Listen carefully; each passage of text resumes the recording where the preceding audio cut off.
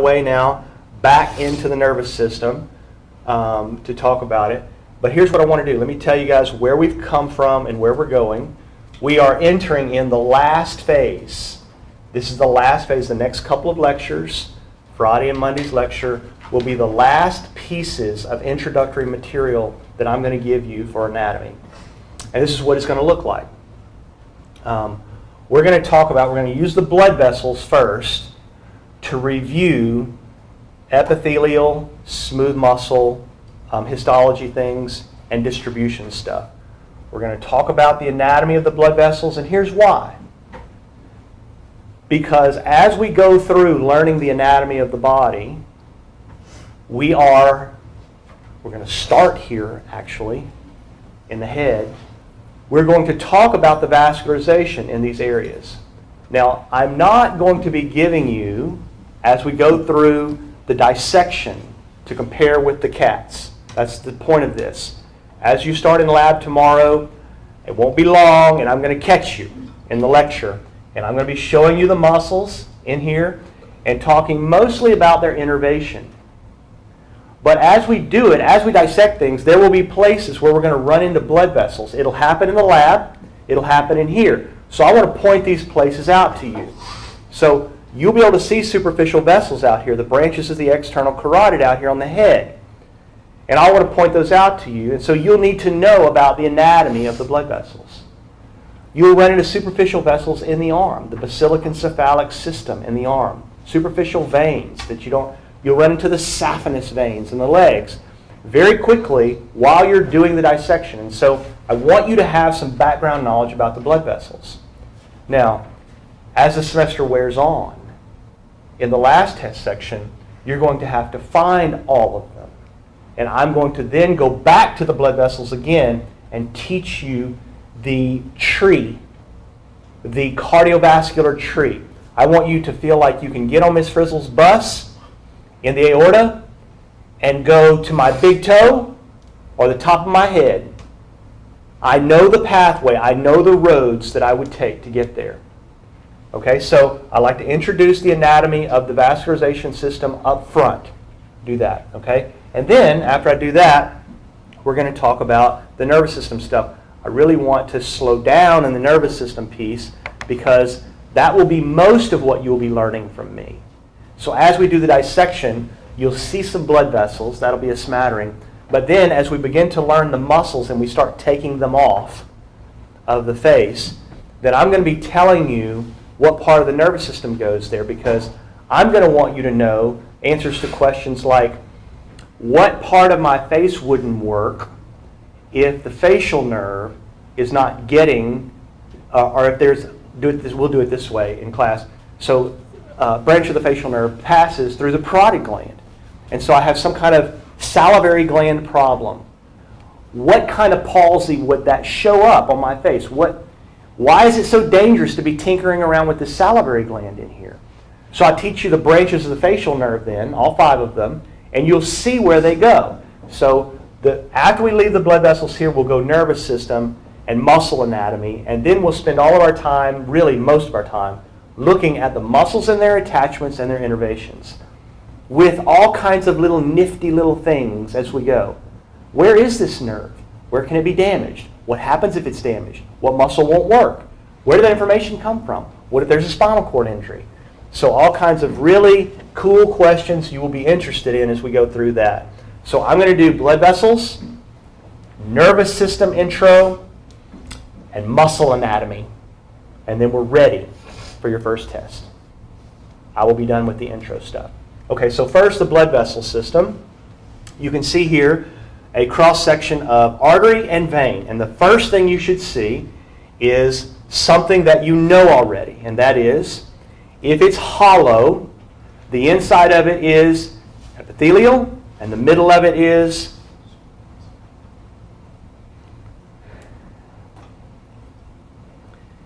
smooth muscle, and the outside of it is connective tissue, right? So if it's hollow, if it's a blood vessel, if it's a lymphatic vessel, if it's the respiratory system, if it's the digestive system, if it's the urogenital system, uterus, bladder, ureter, urethra, any hollow tube, any hollow organ, This is what I expect to find. So this is a very typical pattern. All right. So the tunica interna of the blood vessel, artery and vein, is epithelial. And you know what kind. What kind of epithelium is this? The tunica interna. Yeah. A single layer of flat cells. Simple squamous epithelium. It is most commonly referred to as the endothelium. The endothelium. That was a label on a potential answer for one of your histo questions on your lab test. The simple squamous epithelium. It's in the alveoli. It's in the inside walls of the blood vessels. And look, whenever we talk about capillary beds, that's all we're talking about. Simple squamous epithelium. The other layers are lost in the capillary beds. And once we get to the capillary beds for the simple squamous epithelium, now we're going to talk about different kinds of cell junctions in order to talk about what the capillary bed can do. Right? For example, if the simple squamous epithelial cells of the capillary bed were joined by a zipper-like protein arrangement, we would call that a tight junction. And where might you expect to find that kind of a junction? If this capillary bed, if the cells were joined by tight zipper-like junctions, proteins that hold the cells together, we would call that the blood-brain barrier. Does that ring a bell for you? If the capillary bed, for example, had holes in it, so that it was very easy to get liquid out of this capillary bed, that kind of simple squamous epithelial arrangement would be very good in a place where you could filter the plasma, for example. In what organ would you be filtering plasma? How about the kidney glomeruli? Remember that? We looked at those simple squamous. That was the first item that we looked at. And I mentioned the kidney glomeruli, the fenestrated capillaries. They have holes in them like they've been shot with a shotgun. Or in some places, the junctions between these simple squamous cells are not junctions at all.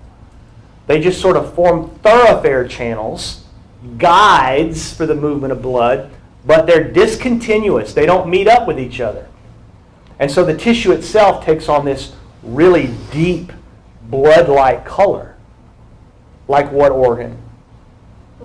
The liver. Yeah. So these discontinuous capillary beds in the liver we call sinusoids are different kinds of junctions. All right? So these are things you've heard. The epithelial lining of the blood vessel. Artery and vein. Capillary is endothelium only. And then specialized junctions help us describe the movement of substance out of the capillary bed. All right? Here's the second thing then. The middle layer is smooth muscle. The tunica media is smooth muscle. And you should be able to see in this anatomical depiction of the blood vessels that the tunica media of the arteries is more substantial than the tunica media of the veins. This is a very good and useful tool doing a dissection on a cadaver where the blood vessels are not colored. The color that I have in the laboratory is going to be very helpful.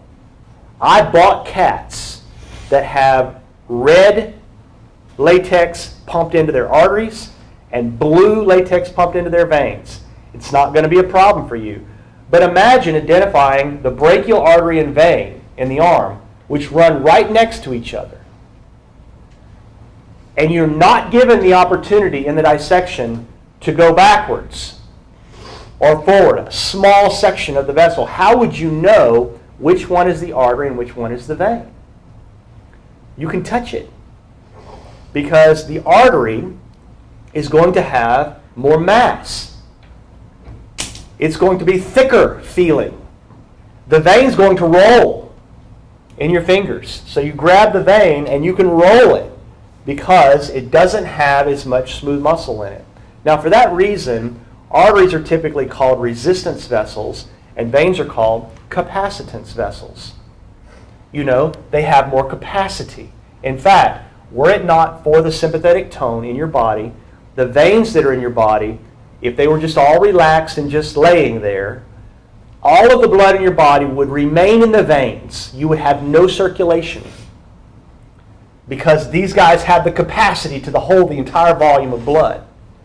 They are capacitance vessels. Now, they don't do that, thank goodness, but they could if there was not tone, sympathetic tone present in that smooth muscle. You got to keep them nice and tight in living things. Otherwise, there is no blood flow. All the blood would be in your veins. Now, having said that about the extra smooth muscle there, let's say something else about the control here. Very important topics in intro. Bring these up as you go. So if I want to control the pressure of the liquid in the system, there are major ways to control pressure. We do this with drugs. This is like one of the most common health problems in the world, blood pressure problems. The pressure in the system is generated by the smooth muscle contraction of the arterial walls, the resistance vessels. Whenever you take blood pressure in your arm, that pressure number is a pressure number you get from the blood flow in the artery, not the vein. So blood pressure is in the arteries. In fact, the pressure in the arterial system is normally around 100. 120/80, you'll recognize that? About an average of about 100. The pressure in the venous system is normally less than 2. It's not that the pressure caused by the resistance vessel is somewhat reduced as you move into the venous system. It's more correct to say all of the pressure is in the arterial system. It's not like as the blood flows through the capillary bed into the venous system, you lose a little pressure. No, that's not what it's like. As you move into the venous system, all the pressure goes away. So moving blood through the venous system becomes a major problem for us. It's a major issue. Venous return is a major issue. And so we find that there are anatomical variations in veins that deal with that problem. Now, you've already seen it as you're looking over here. We know that veins, especially all the medium-sized veins, have valves in them. Now, why would you put a valve in the system? Because there's no pressure in it.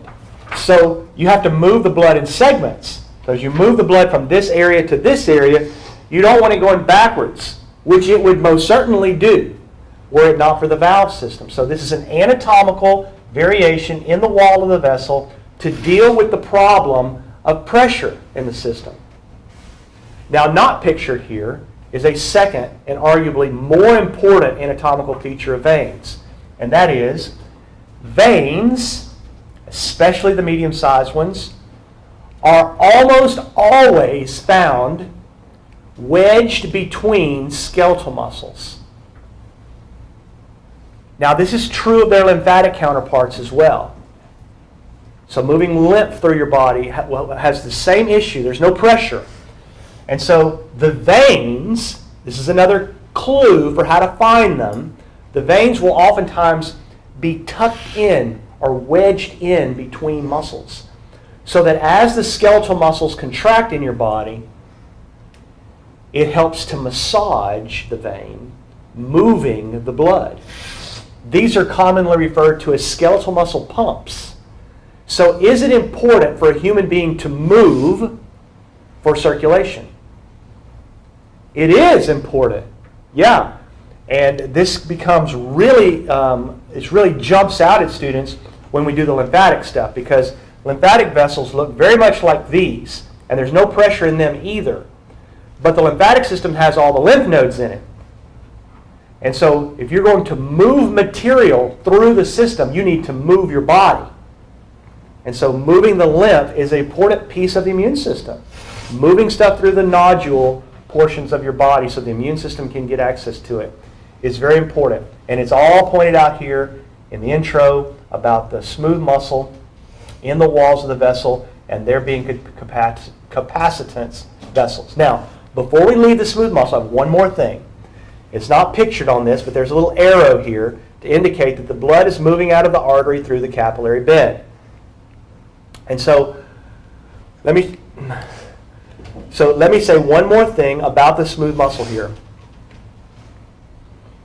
Your body does not have enough blood in it in order to supply all the tissues all the time.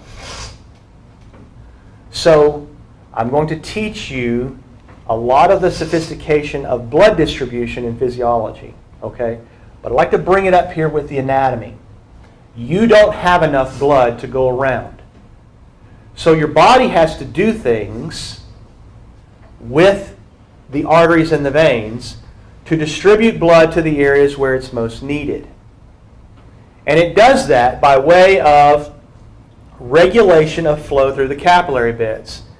These arteries, the arterioles that feed capillary beds, have smooth muscle, rubber bands around them that help us to regulate flow through capillary beds. They are called precapillary sphincters. Little smooth muscle rubber bands around the capillary bed entries. And so what we find in capillary beds all over your body is if the precapillary sphincters are open, then the capillary bed fills up with blood and the tissue gets supplied. This is what we want happening in our digestive system whenever we eat, whenever we're at rest. If, on the other hand, we want to do some kind of fight or flight response, we want to be in the go mode, if you will, you don't want all the capillary bed of your digestive system filled with blood. And so your body is going to shunt the blood toward the muscles. And in order to do that, these sphincters will lock down. The little rubber band sphincters will lock down, and they will cause the blood flow from the artery and the vein to move through a single shunting vessel. One stays open, and the blood just goes straight through the capillary bed, and all the rest of the junctions of the capillaries are empty. So you shunt the blood across the bed. You don't fill it up with blood. That's what happens in your digestive system during a fight or flight response. The skeletal muscles then, all of their precapillary sphincters open, and you fill them up with blood. So this is an anatomy that will help us describe the nuances of blood distribution. And you always bring it up when you talk about the tunica media, the precapillary sphincters. All right? Now the last one I don't have anything, I have two more things to say. The first thing you see is I have left out in my description of the bowl, tunica internica, tunica media, and tunica externa, I have left out what's pointed out here, the internal elastic lamina and the external elastic lamina. So this is going to be true for wherever we go. Rule. Epithelium inside, smooth muscle in the middle, connective tissue on the outside. However, there will be nuances. And even here in the cardiovascular system, there are nuances. Layers of elastic. Now, what protein is elastic tissue? In connective tissues, this is elastin, right? And collagen is more like tendons and ligaments, ropes.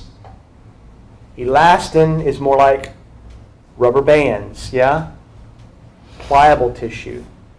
So it should not surprise you to see in the arteries this elastic lamina, these elastic laminas laid between the layers. Now, as I look at this, I see the elastic lamina pointed to over there, and I don't see them pointed to over here. Why would there be less elastic tissue in the vein than in the artery? Does that make sense? Why would there be less? Let's just think about the largest artery and the most important artery in human anatomy. It comes out of the left ventricle. It's called the aorta. There is no other blood vessel that sees as much pressure as the wall of the aorta. Do you see how this would be beneficial? To build that wall out of multiple layers of living rubber bands? It's amazing to me. If you put a small incision in the aorta, you will die within moments. because the amount of pressure on the wall of the aorta will blow that thing open. Aortic aneurysms are extraordinarily dangerous. Weaknesses in that wall. It's very rare. Why is this so rare? Because we have living rubber bands in the walls of the arteries so that they do this with no problem for a lifetime. All right, that's blood vessels. Now, let's do nervous system. This is the second time you've seen this picture, and now I'm going to add some details to it. So, we're going to talk about, in this class, we're going to talk about all of this. The first, so the next test section, so test number 2 in lecture, will primarily deal with this first box here. And that is the division of the nervous system we call the somatic nervous system. You can see that in the somatic nervous system, there are neurons that come from the central nervous system, projecting their axons in the peripheral nervous system. So let's define these. This is coming out of the brain or spinal cord, brain and or spinal cord, central nervous system. These axons then are the peripheral nervous system. And those will be the axons of what we will call cranial nerves and spinal nerves. So the cranial nerves, cranial and spinal nerves. Cranial nerves, spinal nerves. There are 12 pairs of cranial nerves. It's not going to be long now, and you're going to learn their names. So these nerves come off of the brain. They are cranial. 12 pairs of them. There are 31 pairs of spinal nerves that come off of the spinal cord. We call them spinal nerves. So this is just a schematic drawing to help you think brain, spinal cord to cranial and spinal nerve here. The axon then is the nerve. Now you can see that the somatic nervous system is used in the control of skeletal muscle contraction, and the chemical that is used to cross the neuromuscular junction, have you seen that today? Smooth muscle and skeletal muscle, I pointed this out, they look plugged in but they're not. The chemical that crosses and causes the muscle to contract is acetylcholine. So that's where we're going to spend most of our time for the muscles. I'm going to teach you all the components of the central and peripheral nervous system that we need to control skeletal muscles. All right? Now, more of this will come as the semester wears on, and I'm going to give you some more all along the way. In fact, we'll never get away from somatics and autonomics. It'll be in everything we talk about, the whole semester. So the autonomic nervous system is typically divided into 2 divisions. Some texts give 3, and I'll explain. 2 divisions normally, the sympathetic and the parasympathetic division. The sympathetic division of the autonomic nervous system and the parasympathetic division of the autonomic nervous system normally work as antagonists to each other. So if this one is a go signal, this one's a stop. If this one's a go signal, this one's a stop. So most of the structures in our body that are controlled autonomically get both. The major exception to that rule is blood vessels. The tunica media of the majority, excluding the reproductive system, the majority of the blood vessels in our body get sympathetic information only. So students want to know as we go there. I've already mentioned this, redistributing blood flow stuff. Students want to know, how in the world are you going to explain that? If sympathetic is on and parasympathetic is off, and you're telling me the blood vessels for blood pressure stuff are sympathetic only, how in the world do you do that? We don't have a problem with that in human physiology, and the reason is, although the chemical is the same, the receptor that the chemical binds to is different in different places. Which means the same chemical, norepinephrine in this case, for blood vessels, can cause some blood vessel smooth muscle to constrict and other smooth muscle blood vessels to relax. So we don't have a problem with this. It's all in the receptors. So all the adrenergics will come in the spring, and I'll teach you all of those. It'll be lots of fun. All right, so sympathetic and parasympathetic, one is on, the other one's off. We call the sympathetic division the fight or flight division, and the parasympathetic division the rest and digest division. This is the one that we want to be operating all the time. Sympathetic nervous system stuff is not good for us. Only for survival is it needed. And so we have a major problem for human health in this country caused by the stress that our bodies are under, which is not physical. The psychological stress that people endure activates sympathetics, and this activates a system in us that makes your body think it needs to go into survival mode. And so key components of human health are robbed by that. And it's not good for us. So sympathetic fight and flight, parasympathetic rest and digest, this is the one we want. Now, anatomy of the ganglia. I promised you this. Anatomy of the ganglia. All of the anatomy of these two divisions is discussed in reference to the ganglia. So you can see a ganglion here, and you can see a ganglion here. And so as we're working our way through the autonomic nervous system, I will make special note of where these ganglia are. So, vocabulary first. You know from me already what you mean when you say gray and white tissue in the nervous system. You know that if it has myelin on it, it's an axon, it looks white. If it doesn't have myelin on it, it's a cell body and it looks gray. Y'all learned that from me already. And you learned when I taught you the Pacinian corpuscle pathway up through the brainstem, I said to you, look, here is a cluster of unipolar cell bodies in a ganglion. And there are 31 pairs of those. Y'all heard that word, y'all heard that a lot now. 31 spinal nerves, 31 pairs of dorsal root ganglia. That's where all the receptor stuff, where all the sensory information is. So you know already, right next to the spinal cord on the dorsal side are 31 pairs of ganglia. They extend all the way up the spinal cord. Little roots that are clusters of neuronal cell bodies. So that's actually what we mean when we say ganglion. The ganglion is a cluster of neuronal cell bodies. So finding them is key in anatomy. Knowing where they are is absolutely critical.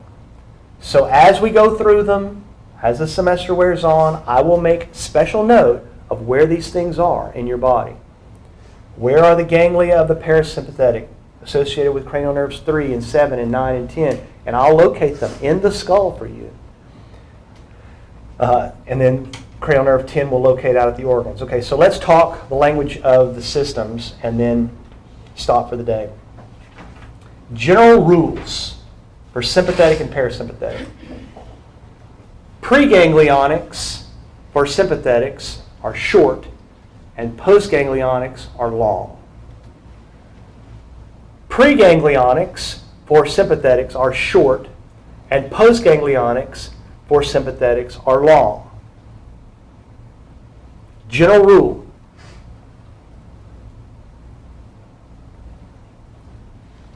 General rule for parasympathetics. Preganglionics are long, postganglionics are short.